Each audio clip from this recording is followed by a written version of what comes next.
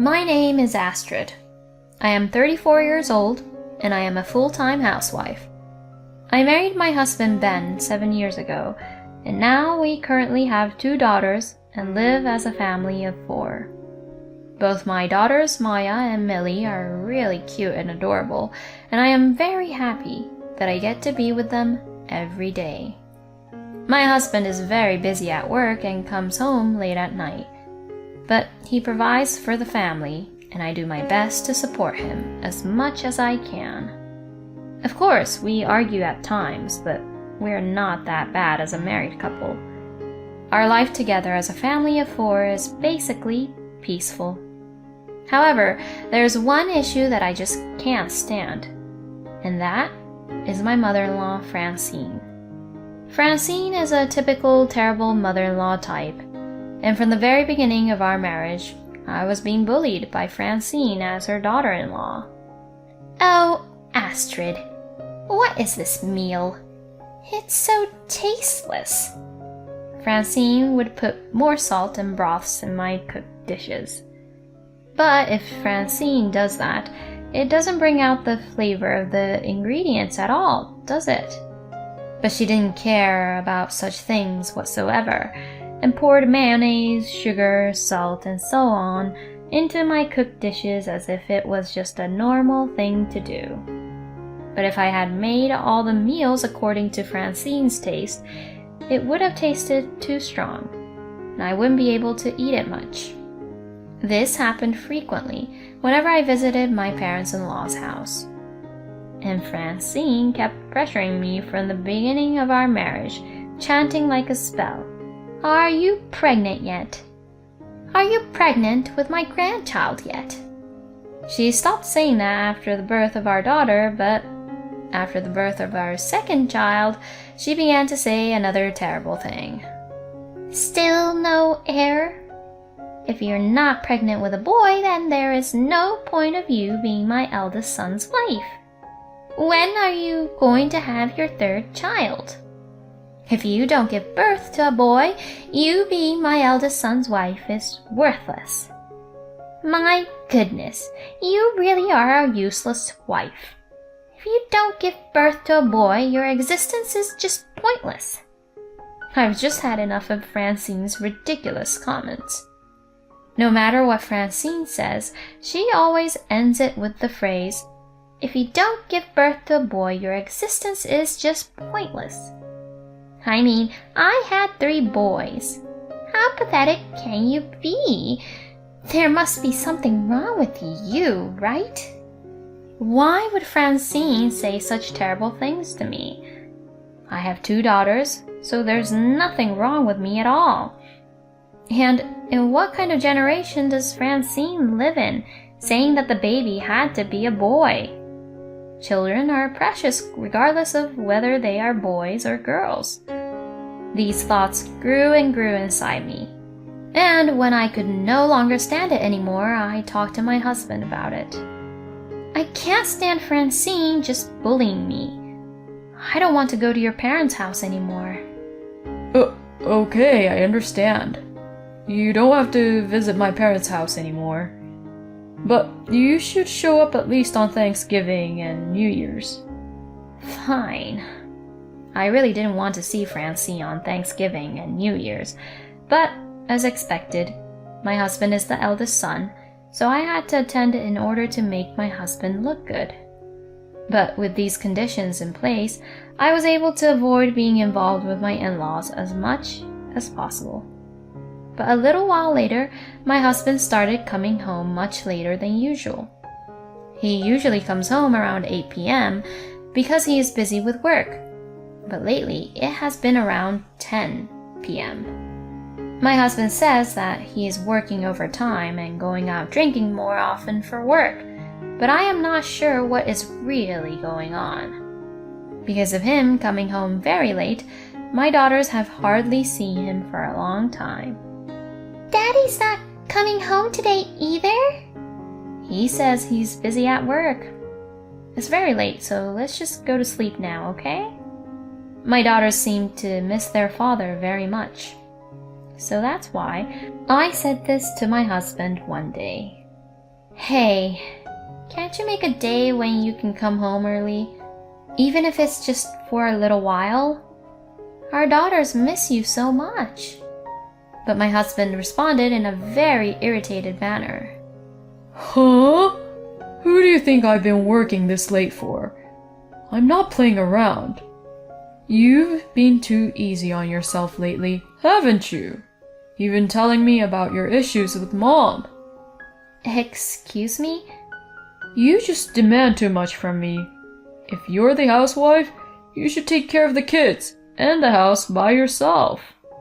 To be honest, I was surprised at how my husband got angry at me. I only asked him to spend time with our daughters in the first place. So why did he have to say that to me? Little by little, a rift began to form between my husband and I. Then I had a chance to use Francine during Thanksgiving, and she was still picking on me.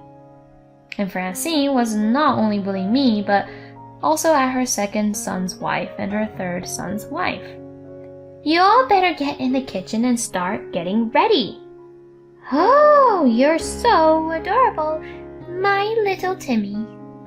By the way, Francine's second son has a son named Timmy. Francine's third son just got married, so she hasn't mentioned anything about a child yet. Francine treats my daughters and her second son's son really differently. That I can even tell is discrimination. To my daughters, she would say, "Go play over there." And to Timmy, she says, "Aw, Timmy, come over here. You are very important, Timmy, since you'll be our heir." Francine's second son's wife, Lorna, and third son's wife, Callie, and I were a team just because Francine harassed all of us. She really changes her attitude so blatantly. I didn't even want her to decide that Timmy would be the heir without my permission. Yeah, that's really terrible, isn't it? The reason we are united includes the fact that our own husbands were not at all paying attention to us. Even though their own wives were being picked on, the husbands are completely oblivious to it, just drinking about and being lazy. They are happily talking with their relatives without any pressure compared to the pressure we have from Francine. And Francine was talking behind my back to her relatives. My God, she is really too unaware that she is my eldest son's wife. And she really is a bad wife who can't get pregnant with a boy. Francine would make unbelievable comments like that, and Lorna, Callie, and I were all in a state of shock. We thought we were all we had, and we inspired each other to support each other if anything happened to any of us. And since then, the months passed by quickly, and now New Year's Day arrived. Francine continued to give orders to us wives and treat us like her slaves. Come on, hurry up and bring out these dishes. If someone finished their drinks, pour them a drink as soon as possible. And she would hold Timmy in her arms and say, "Ah, he's so cute. I'll let you all hold him too." And she let all the relatives hug him. And on top of that, Francine, perhaps drunk, began to say unbelievable things really loudly. "Why don't you leave your wife and get a new one, Ben? The wife of an eldest son who can't give birth to a boy is just worthless." To that, my husband agreed to her. You're right, Mom. Maybe I don't need a wife like her. When Ben and Francine both began to laugh, all the other relatives laughed in tune with them. We, the wives, were shocked, and we all thought, what a terrible family. Then Francine got carried away and said, "You should sign this already." And I don't know when she prepared it, but she took out the divorce papers and held them out in front of me. "I don't want you in this house anymore. I don't want your granddaughters too, so you take them." My husband just looks on with a smirk on his face. I didn't want to be with these people anymore. I thought it was my chance. So I said, Okay, I'll sign. My husband and I both finished signing the papers, and to my surprise, the divorce was finalized at the New Year's gathering. Now, I'll be able to live peacefully with no more hassles from you. You'll have to find a new wife soon, sweetie. Ben and Francine both laughed like that. Lorna and Callie ran up to me and asked gently, "Are you alright?" "I'm fine now. I'm going to leave here first, but you guys should find a good time to escape too." As we were exchanging these words, my sister-in-law Winona, who was standing at the edge of the room, suddenly stood up. Winona was already married and living in the city, so I only saw her around the New Year's holiday. And since she would leave quickly after a quick visit, we didn't have much time to interact. Since she always disappears early in the party, I thought she had already gone home. But it seems that she was still there, which was unusual of her. Good for you, Astrid. I'm so happy for you that you got to divorce my terrible brother. Excuse me? Hey, how dare you say that to your own elder brother? Shut up, you filthy cheater. My husband's face suddenly stiffens. Huh? What the hell are you talking about? I know everything. I know that you're having an affair, Ben. At that moment, everyone froze at the sudden statement made by Winona. Wait, what are you talking about, Winona? Don't embarrass your brother by saying ridiculous things. Well, this is the proof. Saying this, Winona puts photos of Ben with another woman in front of each relative's seat. Everyone was surprised to see the photos. You? How did you even... You're having an affair with a classmate of mine from high school, you know? What? It seems another classmate saw you at the scene and took photos for me. Well, now, you can't get away with this. Now that the divorce is finalized, you must pay alimony and child support to Astrid, okay? No way! To my surprise, thanks to Winona's unexpected help, I was granted a divorce, all due to my husband and his stupid affair. I think now is the time for you guys to decide, right? I think that maybe even if Astrid gets divorced first like this, Mom will keep on pressuring you both, you know? Winona called out to Lorna and Callie. And both Lorna and Callie made up their minds and told their husbands how they felt. I hated that my child was made as the heir without my permission. And I hate you for agreeing with your mother. If you do as what Francine says any longer, let's just get a divorce. What? Divorce? If you don't like that, then just cut ties off with your family. If you're not going to cut any ties with your family, then I'm going to bring Timmy with me. I will never, ever let you meet Timmy again. What the hell are you saying? I don't want to be bullied by your mother anymore either. If I don't do anything now, she'll definitely say something about us having kids, won't she? You can either divorce me and stay with your family, or you can cut ties with your family. You choose. What? After an unexpected chaos, the relatives quickly left saying, "We're sorry to disturb you all, so we'll just leave for today." And they quickly left. What do you think you are both doing? I will never allow you all for divorce. It's not on you, Mom, to decide. It's all their decision.